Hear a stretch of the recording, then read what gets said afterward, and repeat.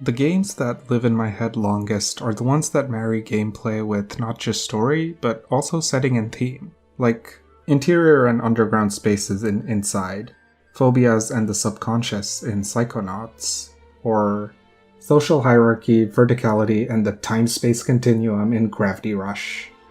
It's impossible to talk about Keiichiro Toyama and Japan Studios' criminally underrated series without talking about its movement, or rather the way its player character moves through the world.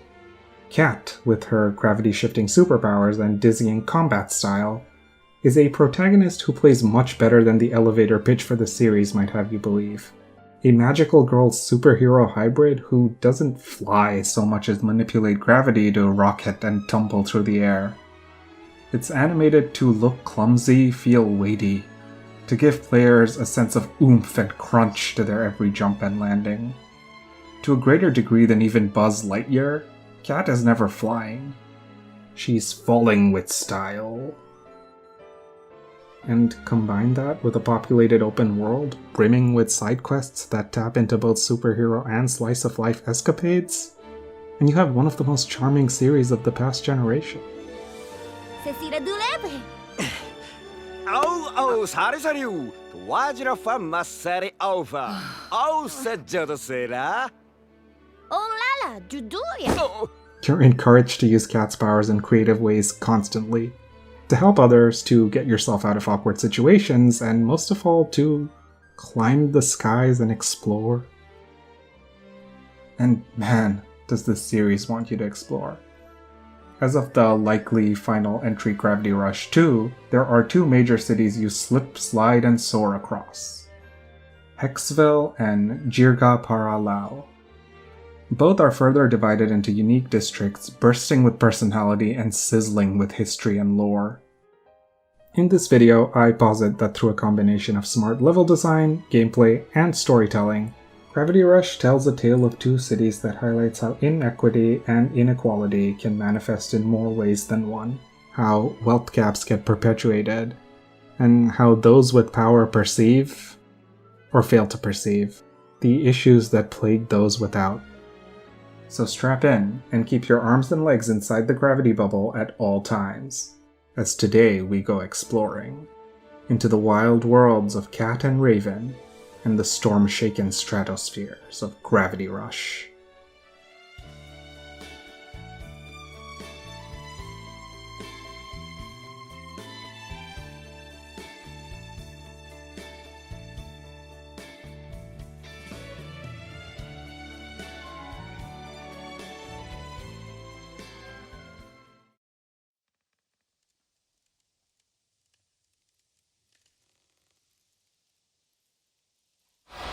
The first Gravity Rush starts out with a simple enough premise. You wake up in a strange, unfamiliar city and find that you have gravity-bending powers, which you use over the course of the game to become everyone's friendly neighborhood Gravity Queen. And as your powers grow and expand, so does your access to the world around you. The city of Hexville encompasses French Gothic adjacent boroughs, an entertainment education hybrid district populated by youth, an industrial factory district, and a commercial downtown hub dominated by skyscrapers. That's a lot of big, pretentious words, but it's the price I pay for trying to condense this big, pretentious place into one sentence. The skies of each district are also color-coded, driving home just how different the vibes really are. Red and gold for Aldnoir, highlighting its age and marking it as a district perpetually bathed in sepia and twilight, a district shrouded in its inhabitants' nostalgia. Or blue and purple for Plejoun for the opposite effect, coolness contrasted with neon, a district bustling with insomnia, youthful vigor that never sleeps. Then there's Industria's dirty yellow, a smog-like veil over a district that is becoming decreasingly habitable in the shadow of its towering factories.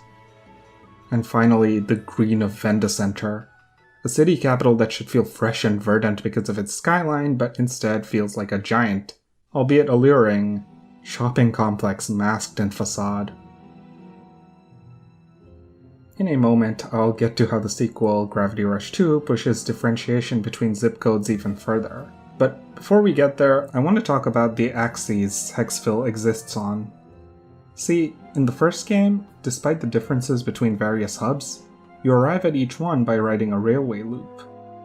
There is public transportation available to all, connection between the various islands.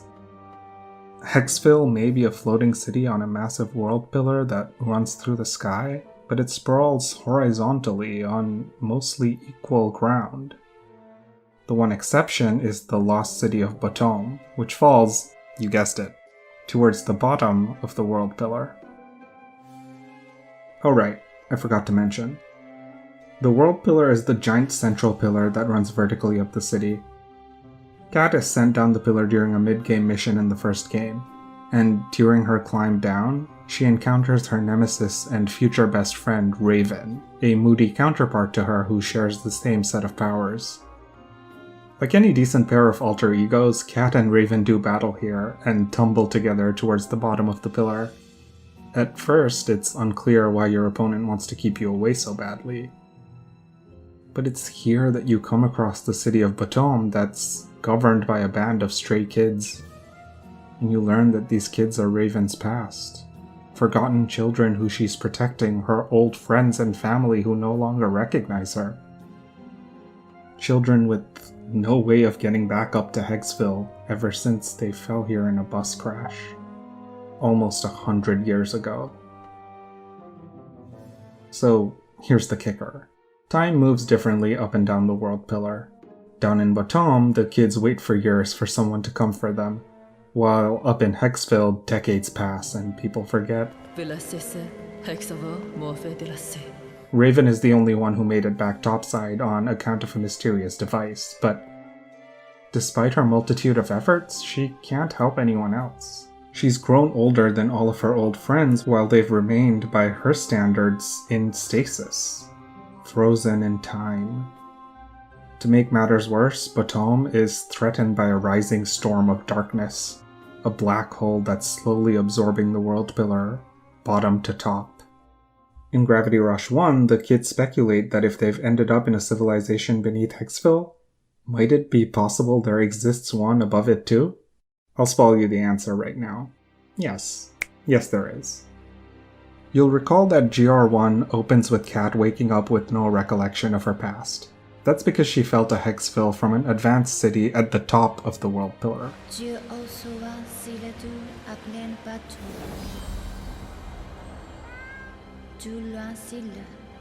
A place called Ito, where time moves even faster. At the end of GR2, you learn about her past life there.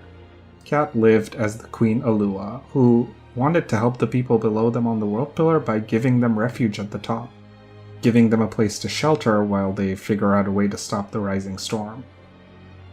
But of course, that didn't sit right with her fellow politicians, and so she was thrown off Ito, and that's how she fell to a lower city and got here. Kat's Hexville superhero name, Gravity Queen, takes on a new meaning contextualized by her past, as does the dichotomy between her and Raven. They're not just two rivals who become best friends, they're two characters who both parallel and mirror each other.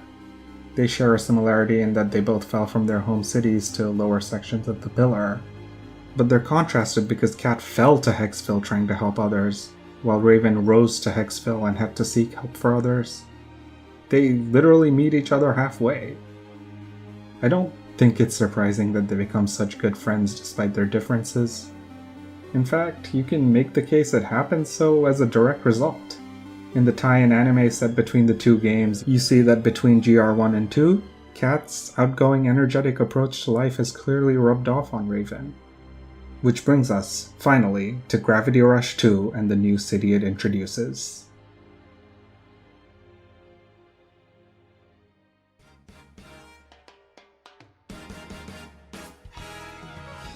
Unlike Hexville before it, Jirga para Lhao is designed with the verticality of Kat's powers in mind.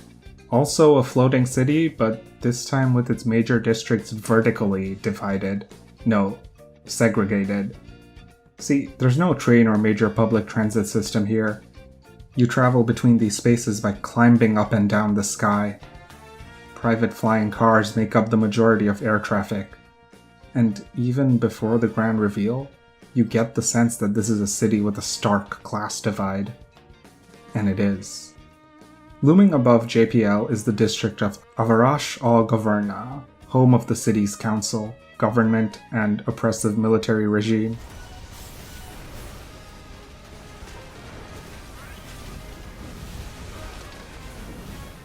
Just below that lies the mansions and galleries of the wealthy 1%, Lhao. Fly an additional dozen miles down and you'll hit Lake Kolmozna, the city's commercial and recreational hub, which houses its tourists in hotels and its working-class residents in packed high-rise buildings.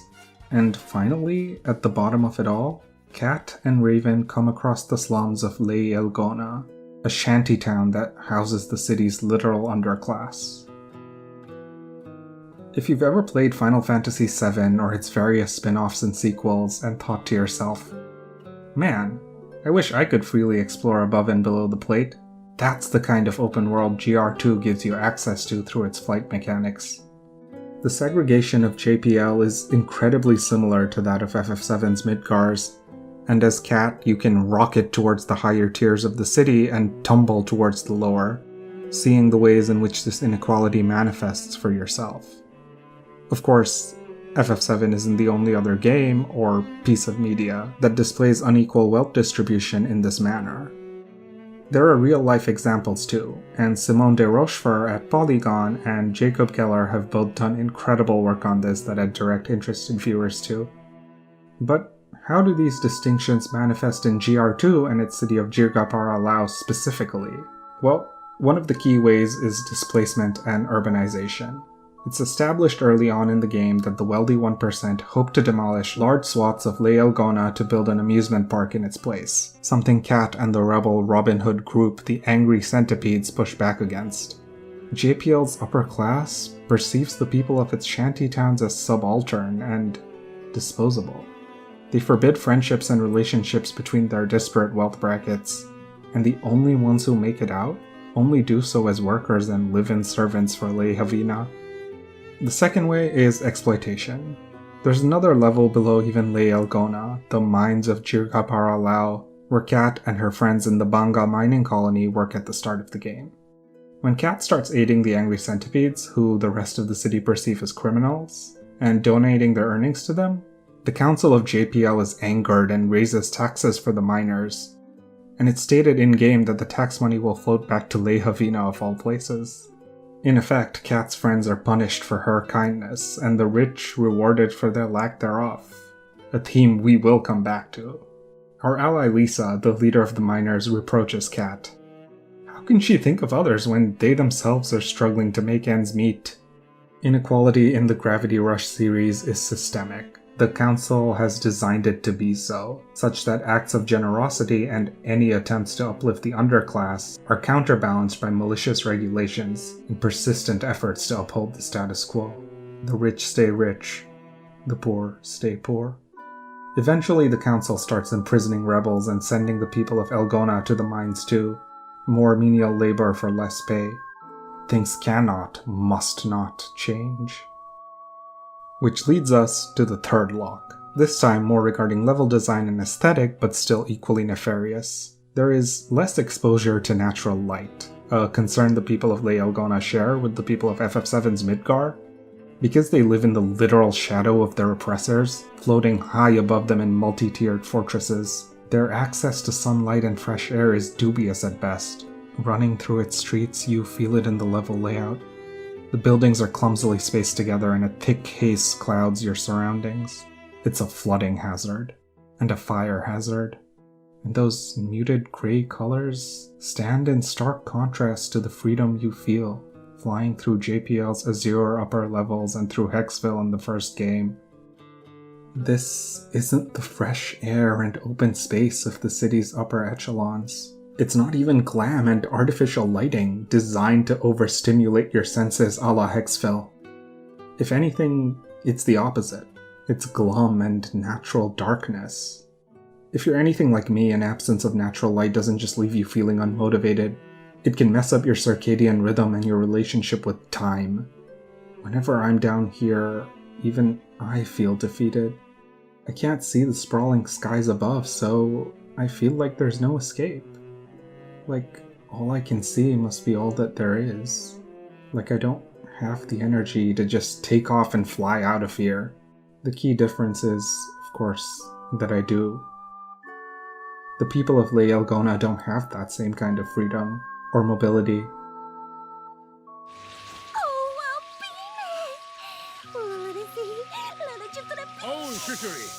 That's the thing Japan Studio asks you to reckon with during your stay in Jirga para Lhao. Cat isn't powerless, but her powers are undercut by her lack of power in an oppressive system.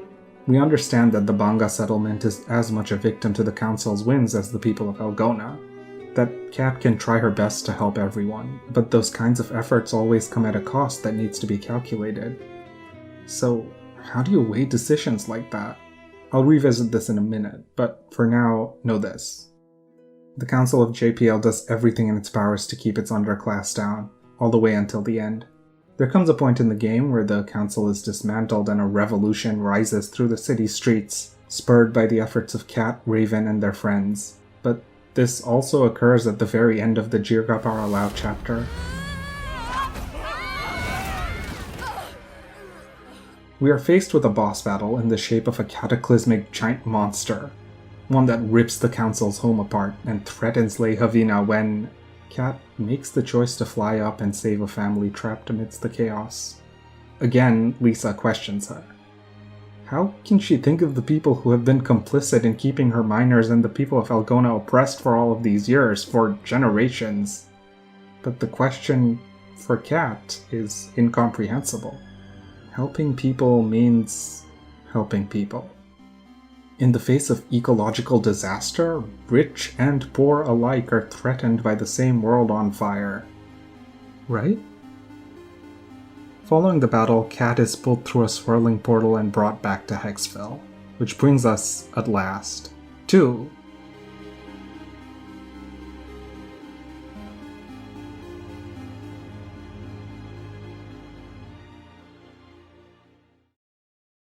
one of the most common criticisms I've seen of Gravity Rush 2 is that its 3 chapters, Jirga para Lhao, The Return to Hexville, and Ito, feel disjointed. Like they're telling 3 completely separate stories. And while I agree with that to some extent, I do think they tie together thematically, even if not entirely through plot. For much of the game's runtime, the connection between Hexville and JPL isn't really clear. They seem to exist in completely different realities. But you get the sense they may be sister cities in at least some way. Characters who have gone missing in one often end up waking up in the other. And time moves differently between them too. Or the time distortion from traveling back and forth does, anyway. Cat's mere months spent in JPL translate to 3 years having passed in Hexville.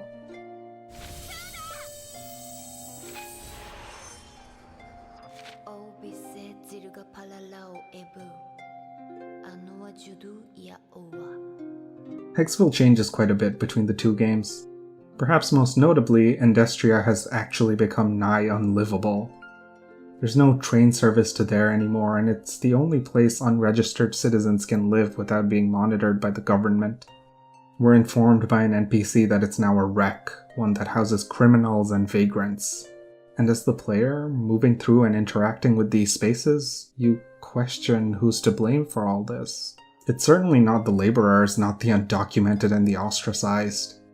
It's displacement by the rich and the elite all over again. Just like the 1% of Jirga para Lhao had planned to do with Lei Elgona. The pollution from Hexville's industrial complex and towering factories got too pervasive, and so the district as a whole was abandoned, transformed into a convenient place to push out the homeless. That's the first parallel you draw between GR2's 2 major cities. And I think Toyama and his team want you to be cognizant of that from early on. Because the similarities are revealed to run even deeper over time. Deeper and more insidious. Untangling themselves bit by bit as you reacquaint yourself with the city you learned so intimately in the previous title. But it's hard to get that kind of perspective from the ground floor, right? For this, we need to zoom out a little. Get a cat's eye view. High above the streets of Hexville rests Cat's forgotten home, the utopian city of Ito. Concerned about the rising ocean of darkness that has been threatening to swallow the world pillar, bottom to top, since as far back as the first game, Cat and Raven ascend their way up the pillar to look for help. Whereas they tumbled down the pillar as enemies in the previous game and fell together to Bouton, this time they rise together as friends and equals, supporting one another through a myriad of complex challenges. It's a wholesome mirror to the events of the first game. And in a similar vein, their discovery of a new city in relation to Hexville has game-changing implications for the story. When you arrive in Ito and discover the truth behind Cat's past, behind her identity as its former queen Alua, something else becomes apparent. Hundreds of years have passed in Ito since Cat was exiled, since her memories were wiped clean. The people have moved on and elected another. But people Cat was familiar with in her former life remain alive. Although time moves more quickly, people live longer in Ito than they do in Hexville or Bouton. They enjoy longer life expectancies and welfare, while the people below them, of whom they're aware but who remain unaware of them, are threatened by a rising tide of darkness. A rising tide the people of Ito know full well about.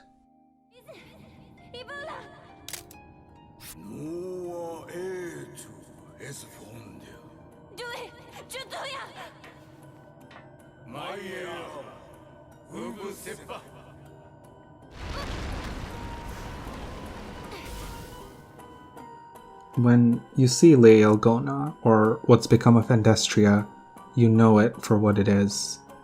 Wealth disparity and discrimination at its worst.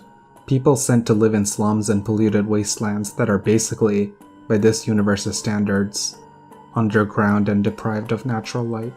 You know what this looks like because you see it every day. On the news, on your morning commute, maybe even all around you at home. You know what it is because of poverty-porn tourism, yet another booming capitalist venture exploiting the living conditions of its most oppressed for fun and photography and profit. You know what it is because, fresh out of college and with a world you were promised would be your oyster, you struggle to make rent and you skimp on homely comforts. While armchair financial analysts and Wall Street Twitter shames you for pre-ordering that video game you were excited for, as if the low opportunity cost of $60 could afford you a mansion and break your family out of debt if you would just put the damn thing in a savings account, man. You know that being broke sucks. And you know the old adage, time is money. Social hierarchy is vertically tiered up and down the world pillar, above and below Hexville, exactly as it is in Jirga para Lhao. But here, it's not money that the upper echelons of Ito hoard and keep from its underclass. It's all the time in the damn world. Gravity Rush 2 wants you to confront all the myriad of ways in which inequality and inequity manifest, not just socially and fiscally, but geographically, temporally. We turn refugees away at our doors and neglect to share our food and medicine because, at best, we believe that our resources are ours, and what if we don't have enough for everyone? And at worst, because we are the greatest nation in the world and the populations that sink first when the icebergs melt can be our sacrificial lambs. I scroll through my timeline and watch wealthy elites and politicians say, "It's all good, we're going to be fine," and I ask you, who is we? The people who live on lower ground, in coastal towns, on peninsulas, the people who live on islands, the people of my home country, won't be fine.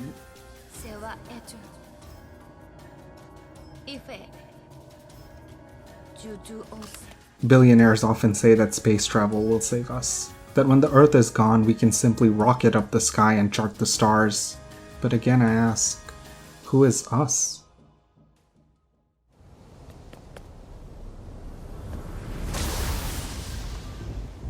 Futurism is a nice concept in theory. When you have a bird's eye view like this, hovering high in the sky above the masses, the people below aren't people anymore. They're statistics. Why think small when you can afford to think big, when you have time to think big and chart a century in advance? The reality is, climate change and ecological disaster isn't on a theater marquee that says coming soon. For the people on the ground, it's immediate, urgent. And the people on the ground do what we do. We recycle, we conserve power, we know it isn't nearly enough. We know we're complicit and we wrestle with imposter syndrome from saying a thing as simple as I want to do more. We wonder if we even count as on the ground when so many have it worse and so many fight for change on a level that we do not. But we recognize that we don't float above the clouds where so many have it better. Where 1% enjoys the boons of their Olympian hold on a broken system. We're a limbo generation. A population floating somewhere smack dab in the middle of the world pillar.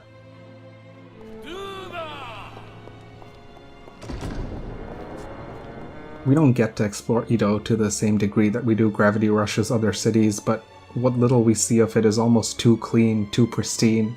The architecture looms tall and the hallways are massive and spacious, and population seems to be in short supply.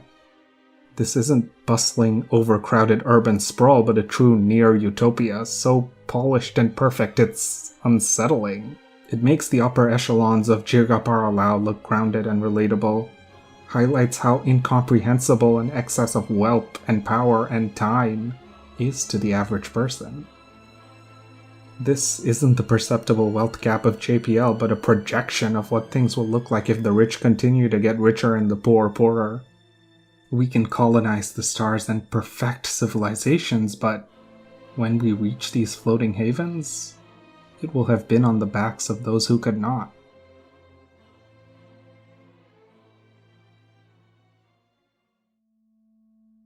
Like its predecessor, Gravity Rush 2 is many things. A superhero extravaganza, an absurdist slice-of-life situation comedy, and by the end, a disaster movie. You learn that the people of Ito knew and they did nothing. Kat, the person who wanted to do something, was cast out for it. It's the classic disaster movie formula. Governments ignore the warnings of scientists and of experts, and the people who care instead of those who seek to divide and capitalize. Ito can afford to help Hexville to do something about the impending gravity storm, but it's not their problem yet, or so they say. Because they have time. And down here in Hexville, the people just live and exist. Outside Utopia, time isn't an infinite resource, but a clock counting down the days to tick-tick-doom.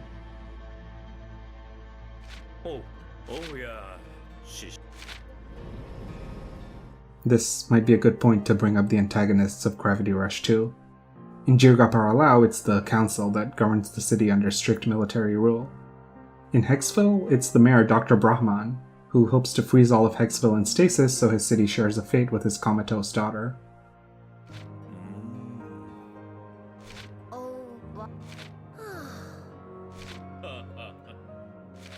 And in Ito, it's Kat, or Queen Alua's, successor, the monarch King Kai. They're all people in power, looking to either manipulate the flow of money or the fabric of time to create some form of paradise. One defined by their own arbitrary rules formed out of a disconnect between themselves and those on the ground they govern. In Brahman's case, it's for selfish reasons.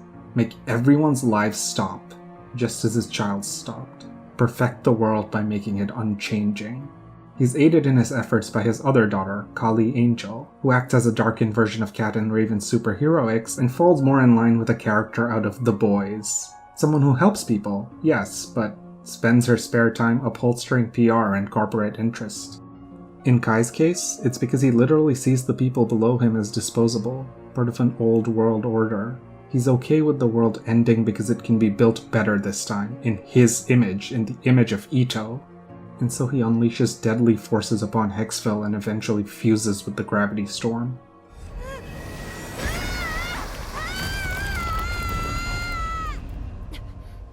And in contrast to those characters, stand our heroes. In the spirit of exploration, if I may be so bold as to dip my toes in the realm of speculation for a second, this is, after all, speculative fiction, I am not sure the people of Hexville would have taken Queen Alua up on her offer to leave their city and come up to Ito. This might be a story of two cities, but Gravity Rush, at its core, is Kat's story. One woman's hero's journey. This clean, whitewashed, holy cathedral aesthetic of Ito doesn't really line up in my head with what Hexville stands for. A people in love with their land, with their architecture, with the way in which their city warps and changes over time. If you go people watching for any amount of time in the city, and believe me, people watching can be much more rewarding in these games than is immediately apparent, you get the sense that this is a community for whom the setting is as much a part of it as its people. This is home. When you face off against your kaiju final boss, Cat gains her last burst of power from the people, the community, the average Jeans of Hexville. And it's with them that Cat found her home and her purpose, more so than she ever had in Ito.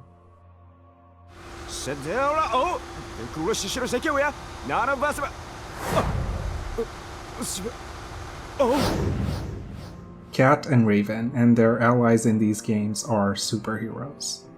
And an inevitable challenge you run into when working on superhero stories and power fantasies is to look at those main characters and say, these are people with power, more so than the average person.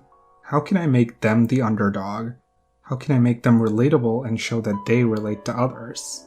And often, the solution is to look at what kind of power and privilege society values, and what kind of power it perceives as weakness. In the world of Gravity Rush, wealth and status is power. It sways public opinion and convinces you that kindness can be silenced. I think Toyama and his team figured that out quite elegantly while mapping out the series. That's what the people of Ito do to Cat, and through Kai, a child who has been raised on these ideals with no anchor to the lives of real folks, it comes back to bite them. And in stark contrast, by connecting with those on the ground, Cat learns that her strength comes from her desire to help people. Whether it be as a queen or an amnesiac miner, she is constantly helping out. And in the endgame, Hexville's citizens pay it forward. Thankfully, in the video game world, you can boss fight a metaphor for ecological disaster to death, and that's how Gravity Rush 2 ends, but it also comes at a cost, asking you to stay with the moment for a while. Climate concerns concern everyone. Make no mistake, they disproportionately affect those who live paycheck to paycheck, as shown through the difference of urgency between Hexville and Ito. But they will catch up to those who live in relative luxury, as shown through the cataclysmic events in Jirga para Lhao. When you revisit the city after completing the game, you see that the experience has changed the people of Le Havina. In the spirit of the series, it's played for laughs, of course. But there's a frankness in seeing these rich one-percenters trying to buy friendship from those they once only treated as employees. Cat acknowledges that they are, at the very least, trying to change. Perspective changes you. Redemption is a common theme in these games, whether it be Zicero, the person who threw Cat off Ito 100 years ago, or Vogo, who betrayed the people of Jirga para Lhao to the council. These are all characters who eventually see the errors of their ways. And the villains of Gravity Rush 2, disconnected as they are, recognize this too.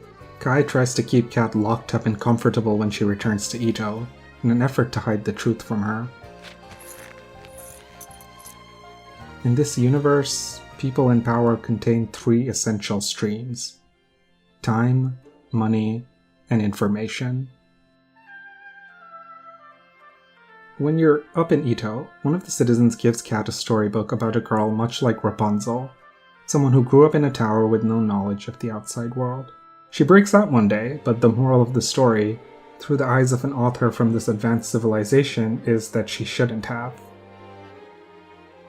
Life outside safe walls turns out to be harsher than she could have imagined. That's not how Cat sees it, though. Still, she says, I can't help feeling that it was better for her to die free than in the tower.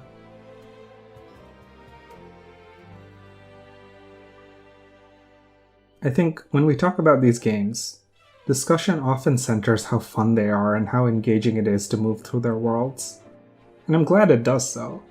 But I also think that amidst the heroics and the anime hijinks, Gravity Rush aims high in terms of the kind of message it wants to broadcast.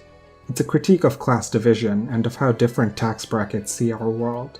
Our beautiful blue planet, and it asks you, cat, yes you, soaring through the sky and scrambling upside down past manholes. How do you?